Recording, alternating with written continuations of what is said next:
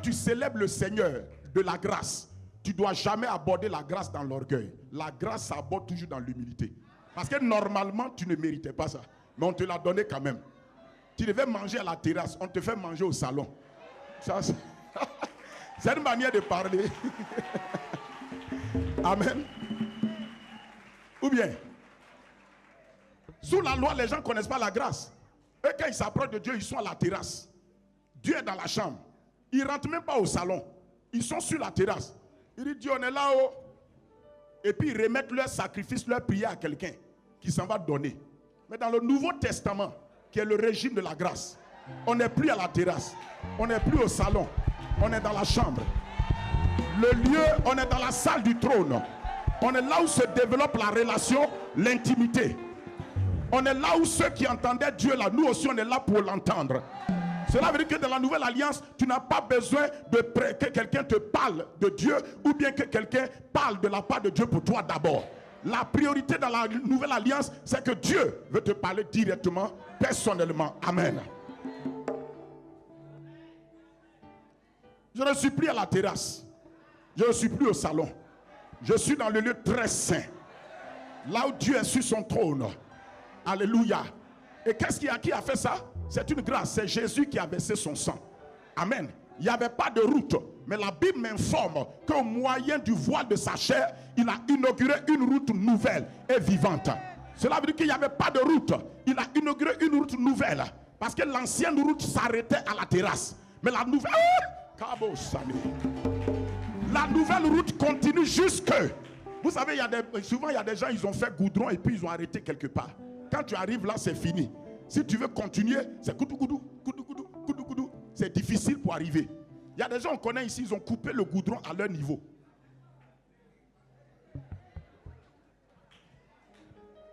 Mais Jésus est venu prolonger la route.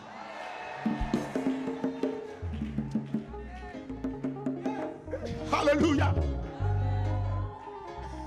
Écoute-moi, Jésus est venu prolonger la route. Amen. Jésus est venu prolonger la route. Il a dit, ça va pas ça. Il dit, Moïse, tu n'as pas fini la route. Tu as arrêté le goudron ici. Personne ne peut aller dans le lieu très saint. Là où Dieu est assis, là où on entend la voix de Dieu. Moïse ne pouvait pas t'amener jusque là-bas. La Bible dit que la loi ne pouvait pas amener à la perfection. La perfection, c'est la relation personnelle directe avec Dieu. L'imperfection, c'est que ça s'arrête quelque part. Tu donnes aux autres et ils parlent à Dieu pour toi. Mais la perfection, c'est que la personne dont tu as parlé, tu le rencontres maintenant. Tu parles avec lui maintenant. Il t'écoute maintenant. Tu peux lui faire des prières maintenant. Et il va te répondre maintenant. Le privilège des uns est devenu le privilège des autres. Moïse a terminé la route. Jésus dit, je vais continuer la route pour toi. Alléluia.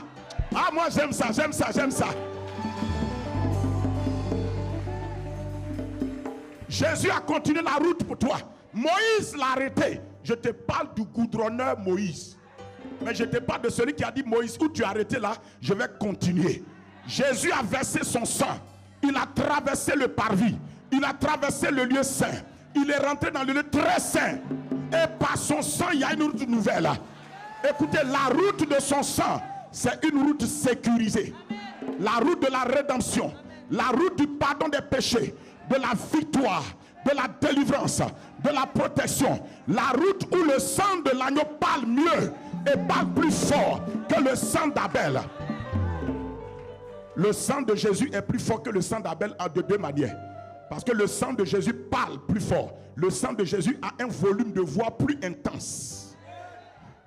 Ça, c'est la première compréhension. Mais le sang de Jésus ne parle pas seulement plus fort. Il parle mieux. Ça veut dire qu'il parle un meilleur langage.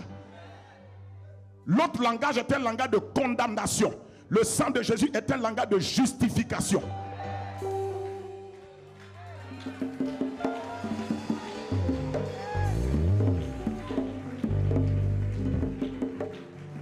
Amen. Donc il a continué la route. Il dit maintenant tu peux prendre cette route là. Et c'est pourquoi il dit Dieu ne t'attend plus dans le pavé. Il dit je t'attends dans le lieu très saint. Là où tu peux communier avec moi. C'est là-bas, c'est à cause de cela. Nous tous, quand Jésus est venu, vous savez, c'est quoi quand Jésus enseignait la prière? Jésus enseignait la technologie de la prière maintenant comme étant la prière dans le lieu secret. Pourquoi il n'a pas dit lieu secret? Parce qu'avant, personne ne pouvait avoir accès au lieu secret. Dans la nouvelle alliance, la prière se fait dans le lieu secret. Par la véranda, par la terrasse. Amen. Alléluia. C'est pourquoi la Bible dit qu'il retire l'indigent du fumier, le pauvre de sa misère, et il le fait asseoir à la table des grands. Dieu m'a fait asseoir, il t'a fait asseoir. Alléluia. Alléluia. Amen. Amen. Alléluia.